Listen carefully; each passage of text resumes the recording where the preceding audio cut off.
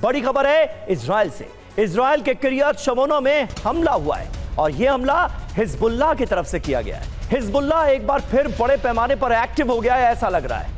और वहीं किरियत शमोना में हमले का नया वीडियो सामने आया है। हिजबुल्लाह की मिसाइल इमारत से टकराई है। लगातार हमलों से किरियत शमोना में दहशत। और अमेरिका पर फ्रांस के आर्मी चीफ का बड़ा बयान आया है। अमेरिका को समझना मुश्किल होता जा रहा है। ये फ्रांस के आर्मी चीफ कह रहे हैं अमेरिका के बारे में। अमेरिका की वजह से फ्रांस की सुरक्षा पर भी असर पड़ रहा है। फैबियन मैंडोन, फ्रांस की सेना के प्रमुख, वो ये बात कह रहे हैं सहयोगी के तौर पर अमेरिका जो कर रहा है उससे हमें आश्चर्य हुआ है। ईरान पर हमले से पहले अमेरिका ने जानकारी देना भी जरूरी नहीं समझा, ये कहा है फ्रांस के आर्मी चीफ ने।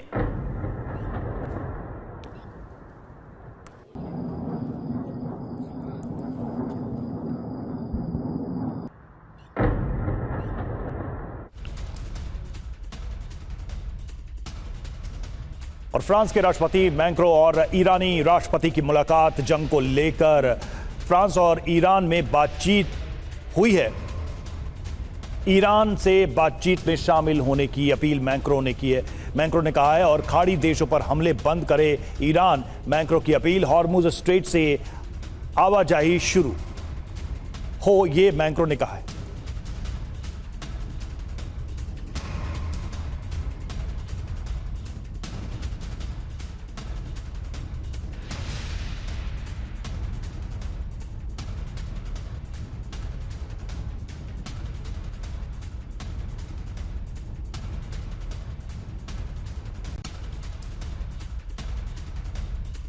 और देखिए, जर्मनी के राष्ट्रपति ने जंग को लेकर ट्रंप को घेरा। यह जंग राजनीतिक तौर पर विनाशकारी गलती है, यह कहा गया है जर्मन राष्ट्रपति की तरफ से। इस युद्ध को टाला जा सकता था, ये कह रहे हैं जर्मन प्रेसिडेंट।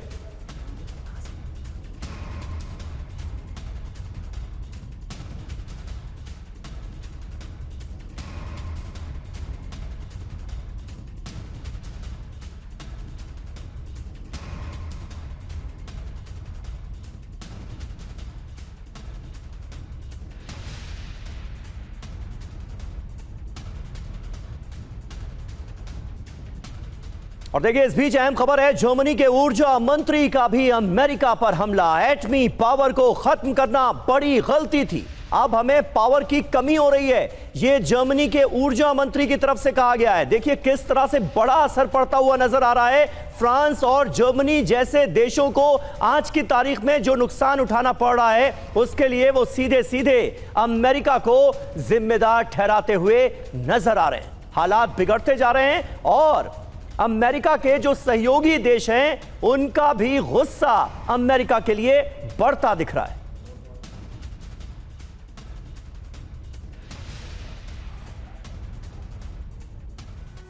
तो दोस्तों ने दिया ट्रंप को झटका। ट्रंप युद्ध विराम को क्या इस वजह से मजबूर हुए? हुआ क्या है, सबसे पहले यह समझते हैं। राष्ट्रपति ट्रंप खुद युद्ध विराम का प्रस्ताव दे रहे हैं, पहली बात तो यह है।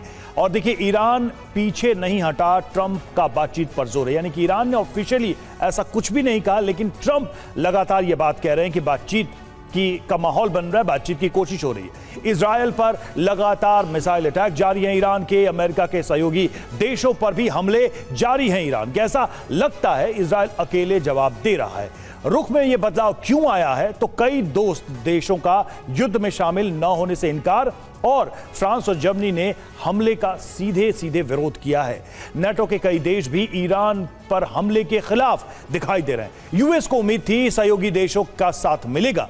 जंग में अमेरिका अकेले पड़ा और सिर्फ अभी इजराइल ही उसके साथ दिखाई दे रहा है।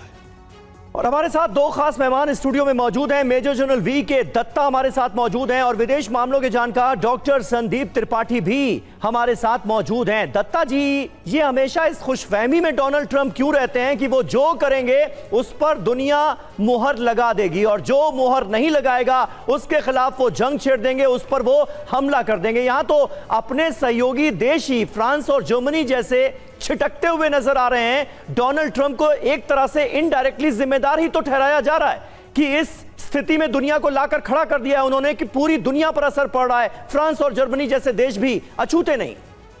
बिल्कुल समीर, देखिए ऐसा है ट्रंप वो इंसान है जिसने दुनिया की अर्थव्यवस्था को हिला के रख दिया है। जब से इसने टैरिफ वॉर शुरू किया, अपने मित्रों के साथ इसने गद्दारी करी, इसने भेदभाव किया और लोगों की पूरी जो मार्केट थी, उनकी इकॉनमी थी, उसके ऊपर इसने धक्का लगाया। तब से लेके आज तक अगर अब मैं टैरिफ की बात करूं, पूरा वेस्टर्न वर्ल्ड, यूरोप, चाहे भारत की बात हो, सबके साथ इसने ये भेदभाव करके हमारी इकॉनमी को तोड़ने की कोशिश करी। और उसके बाद अभी जब ये जंग शुरू कर दी है, जब नेगोशिएशन चल रहा था ईरान का इसके साथ में जिनेवा में, और बिना सहयोगियों को बताए, बिना अपने यूरोपियन यूनियन या नेटो को बताए अमेरिका ने जंग शुरू कर दी और लोगों को तैयारी करने का मौका नहीं मिला। अगर लोगों को तैयारी करने का मौका मिलता तो हो सकता लोग थोड़े अपना रिजर्व और बना लेते ताकि अगर जंग का समय निकाल पाएँ। तो ये ट्रंप वो आदमी है जो दुनिया को तबाह करने के लिए निकला हुआ है और ये भारत का भी कोई मित्र नहीं है। आपको मालूम होगा नॉर्थ ईस्ट के अंदर जो कार्रवाई आज के दिन में CIA कर रहा है, ये इन्हीं के माध्यम से चल रही है। तो हमको बहुत होशियार रहना पड़ेगा। ये इंसान एक मार्केट प्लेयर है, ये कोई स्टेटमेंट देता है, मार्केट गिरती है, इसके लोग वहाँ से पैसा दे के इन्वेस्ट करते हैं और दोबारा स्टेटमेंट जब चेंज होती है सर, लेकिन पैसा कमाते हैं। लेकिन सबसे बड़ा सवाल है कि अपनी मन मर्जी के हिसाब से दुनिया को युद्ध की आग में कब तक ट्रंप जला पाएंगे और अपने घर में भी कब तक वो इसी तरीके से समर्थन हासिल कर पाएंगे।